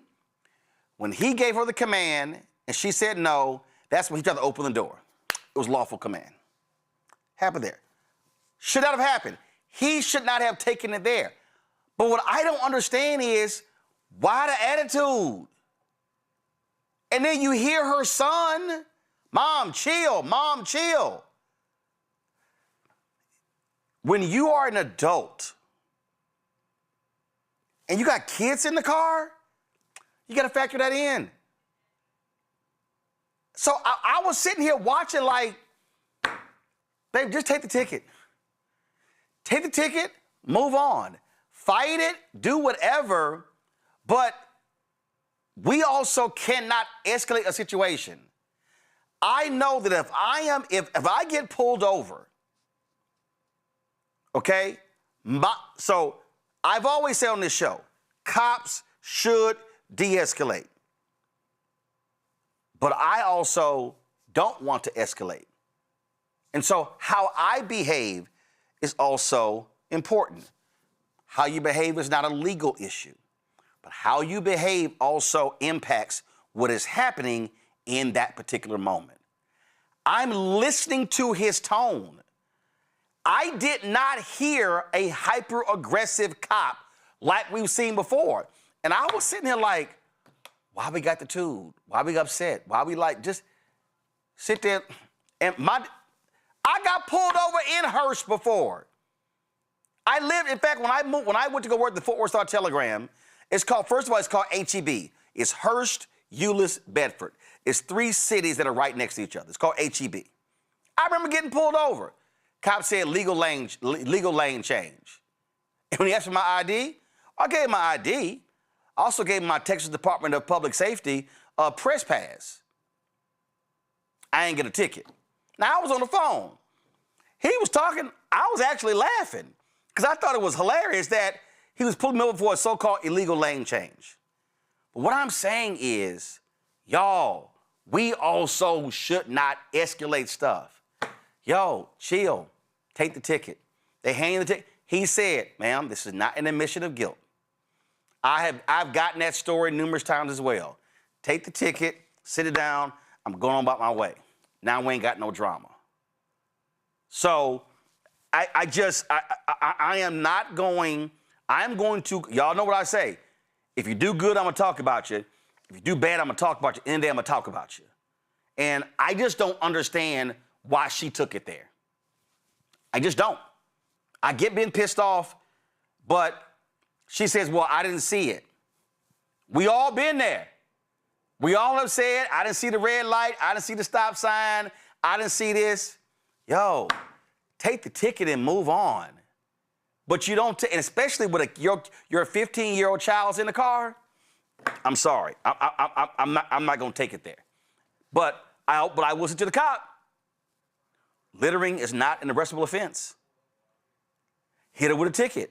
And then you know what? If she throw both tickets out of the window, give her another ticket. But I just don't, I'm not going to defend everything. I had a problem with the attitude. Anything else from y'all? Look, attitude doesn't equal an arrest either. And so I agree. I'm just gonna say this out here. Like, look, people have a bad day and sometimes people are triggered. And I'm not going to second guess a Black person in this country if they get triggered by the presence of law enforcement. I'm going to second guess a Black person being triggered if you have your son in your car and if that situation further escalates that could put your son or daughter in danger. My response. I mean, when I've raised 9 nieces, I've raised 6 of my nieces. If my nieces are in the car with me and I get arrested, my objective is to get my nieces home. No matter how pissed off I am, because I got a basic ticket. And I've gotten speeding tickets. But what I'm not gonna do is, I'm gonna just take the ticket. I'm not gonna throw it out the window. I'm not. Like, bro, look, when people are in trauma and when people are in the middle of trauma, their brain isn't online. Like that's literally the definition of being triggered, right? It's not just a catchphrase, it's an actual thing where your frontal lobe is deactivated and it's not turned on. And in my opinion, that's what we saw here. What's unfortunate is that there are situations where you could do all the right things, wear the right clothes, speak the right things, and you could be sedate and demure and all those things, and they could still go left.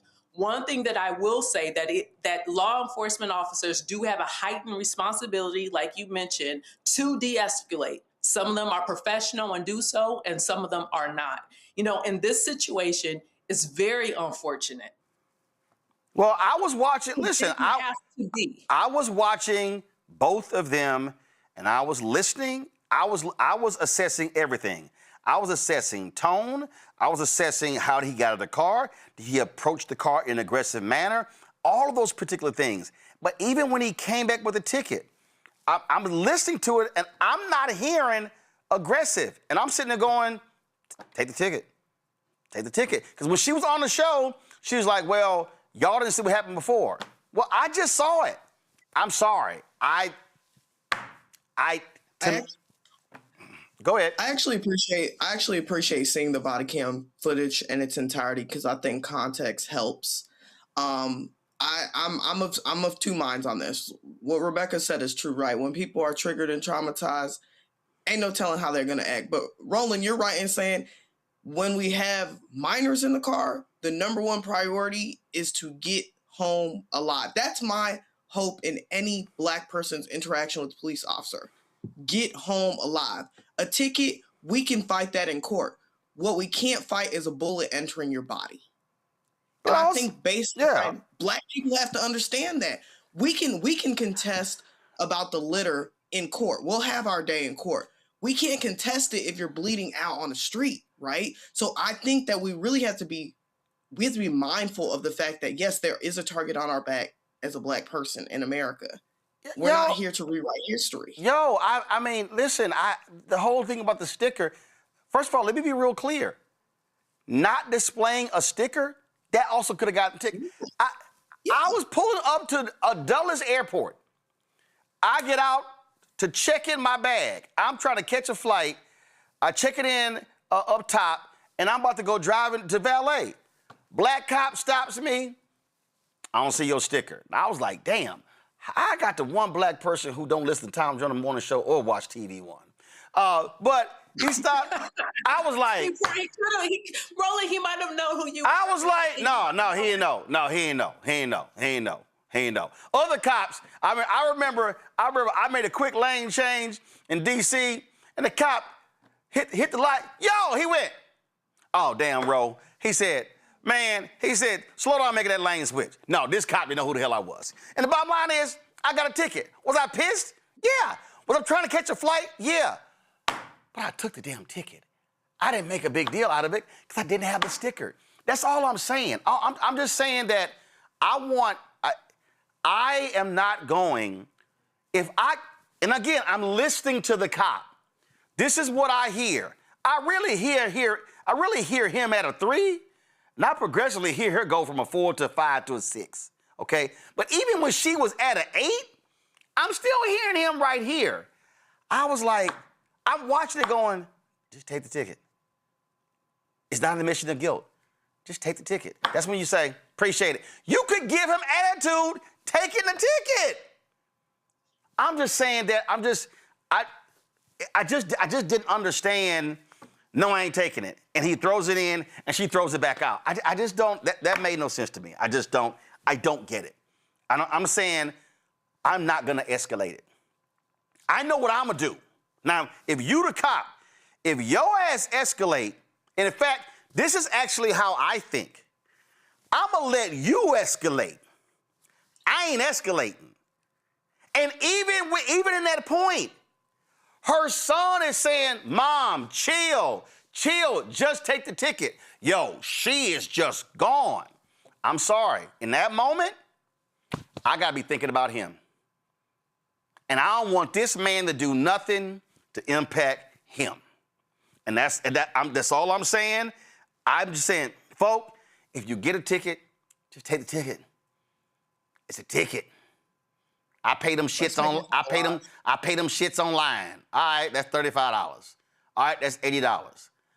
What I'm not gonna do is potentially get a bullet over a pookie butt ass ticket.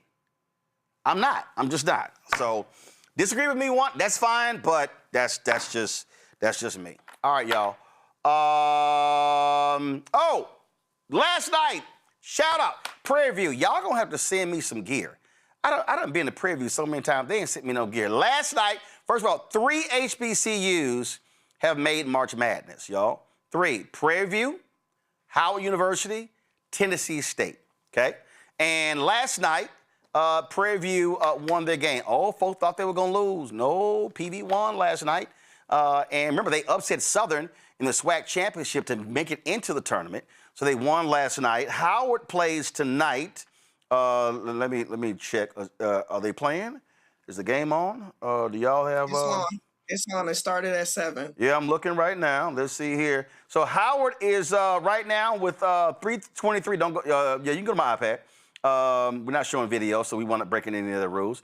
3:23 left in the first half. Howard's down by 6. They're playing Michigan. Howard is a 16 seed. Michigan is a 1 seed. And so that game is going on right now. Not sure when. Let me go ahead and click this right here. Let me see when Tennessee State is playing. Tennessee State, I'm looking. Not sure which bracket they're in.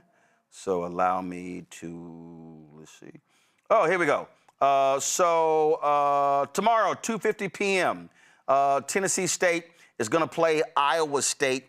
Tennessee State is a 15 seed. Iowa is a 2 seed. So big congratulations to the Prairie View A&M Panthers for winning their first round game. And in fact, they beat Lehigh. Here's the go. This is the box score of that game. Prairie View beat Lehigh 67-55. And let me see here, because that was the first 4. And Prairie View now, let's see who they're going to play next. I'm looking. Oh, they're going to play Florida tomorrow. So Tennessee State plays tomorrow at 2:50 p.m. Eastern, and Prairie View plays at 9:25 at p.m. Eastern tomorrow. So again, big ups to Prairie View and good luck to the Howard Bison and Tennessee State Tigers. All right, y'all, that is it for us. Win Cooney, thanks a bunch. Rebecca, thanks a bunch. I appreciate it. Folks, that's it for us. If you want to, of course, support the work that we do, join our Bring the Funk fan club. You can, of course, contribute via Cash App. Use the Stripe QR code. You see it right here. As for also credit cards as well. Checks and money order. Make it payable to Roland Martin Unfiltered. P.O. Box 57196, Washington, D.C. 2003 7-0196. PayPal's R Martin Unfiltered. Venmo's RM Unfiltered. Zelle. Roland at RolandSMartin.com. Roland at RolandMartinUnfiltered.com. Download the Black Star Network app. Apple phone, Android phone, Apple TV, Android TV, Amazon Fire TV, Roku, Samsung Smart TV. Be sure to get our Roland Martin Unfiltered Black Star Network swag by going to shopblackstarnetwork.com. Our t-shirts, our hoodies, our wall art mugs, all that good stuff. And, of course, our black-owned products. All these products right here, folks, that you see are available on our site, shopblackstarnetwork.com. And so you can check it all out. Go to the website. You got HBCU gear. You got, of course, facial stuff. You got chips, and we got bags and dolls and toilet paper.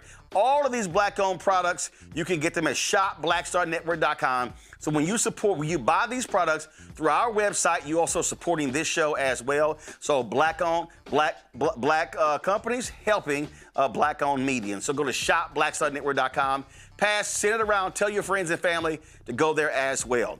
Be sure to also download the app Fan Base. Follow me at Roland S. Martin. Be sure to get that. Also, remember, Brittany Noble, you can check her out on The Breakdown. Brittany Noble every day, noon Eastern, right here on the Black Star Network. And coming up next, Second Opinion with Dr. Ebony Jade Hilton, right here on the Black Star Network as well. Folks, that's it. I'll see y'all tomorrow, right here. Roland Martin Unfiltered.